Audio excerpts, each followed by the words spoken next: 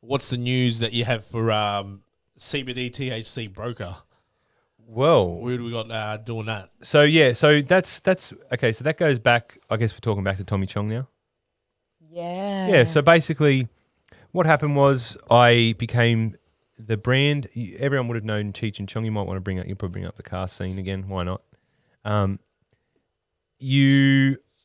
Basically, he's my idol. He's the Pope of Pot. You know, the king of cannabis. He's everything to the thing. You might see him in Marvin's shot there if she switches over. I don't know if you can switch over to Marv. You might get him in the shot there.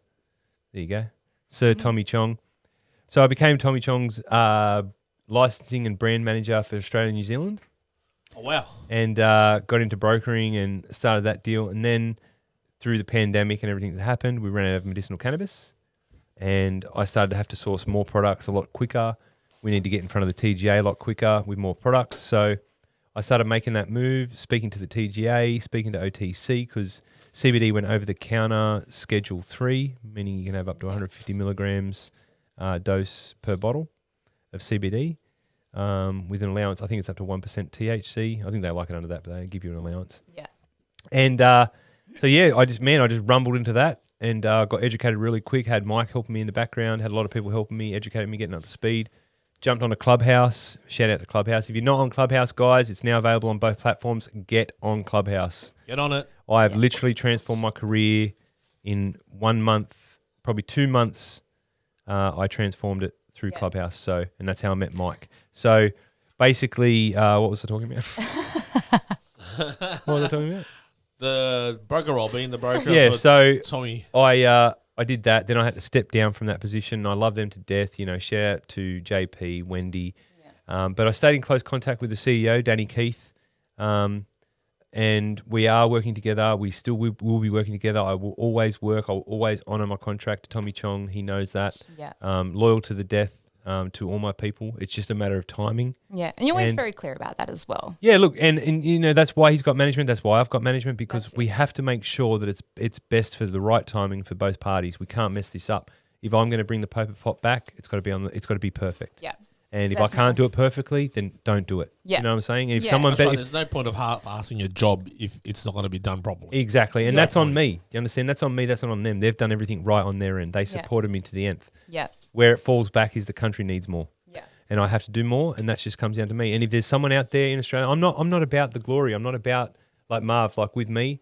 It's not about never was. It's not about the glory. I'm not about the glory. I just want the result. So if there's someone out there in Australia that's better than me, that can do this better than me, please contact me or step up and do it, because I don't care about the money. Drop I us just a want to see the message. product. Remember, I'm the first medicinal cannabis patient. 100%. First and foremost, I'm a patient over anything. Anything else. So without that medication, you don't have me for a broker. You don't have me for a music manager. You don't have me for a podcast. You don't have me for anything. You'd be hidden under a rock for sure. So therefore, I'm just doing my part as a patient and a broker, because if I put it into my system, you can trust it. That's exactly right. Because first and foremost, you are a patient. Correct. That's right. You're the first medicinal flower patient. So that's a bit of a... On a TGA flower, there is a lot of expectations 100%. there, and I have not lived up to it. I've lived beyond it. Yeah. And I've exceeded it. Yeah. And you know, just how lean I am, how fit I am, how efficient my body is. Everything about me is good. You know what I mean? Yeah. Well, the TGA wouldn't have put their stamp of approval 100%. if it wasn't ready to be used by somebody, you know? Look at it from a mental health perspective. 93 calls a month to Beyond Blue, right? That's what I used to make. Hey, guys, use it. Don't ever hold it back. Don't ever hold it in. Also, I've heard... But 93 calls, Marv, Beyond Blue. That's a lot. Then going over to a a TGA flower, I haven't called them in 3 years. So now you tell me, is there any correspondence? Now, how about this? It's good. My chronic pain. I'm training harder than ever. I'm ready to go to the moon. I am literally beast mode, right? I know I look lean, I look skinny. Mate, wait till you see me with the shirt off. I'm fit and lean and I'm killer. I'm in fight shape. Yeah. Ari's going to have to fight off some birds. Nah, she got nothing to worry about. You're in good nick, baby. And then on top of that, you know, look at my mental health in general. Yeah, you know what? I still fucking got my moments. That's why I still take Valium when I need it, when I'm really bad. But look at the hospital visits have stopped, the doctor's visits have stopped, the hypochondria has stopped, the dying is, everything has stopped. So and that has correlated perfectly with my changeover in 2017 to flower. Yeah. So what can it be bar pharmaceuticals versus the flower when nothing else in my life, if anything, my life's gotten worse. And I've seen you before all this, and I've seen you through it now. People don't know that I had a breakdown before I became a medicinal cannabis patient. Yeah, that's Yeah. right. And that breakdown was put me at a lower point than what I was already at on pharmaceuticals, and a flower has got me up here. Up there, that's right. So if you want to judge away. You know, I'm a parent. I've got my kids in private school, blah, blah, blah. I've got my daughter in a public school. Parents see me. The kids come up here. The parents all know I smoke. If they want to judge, that's cool.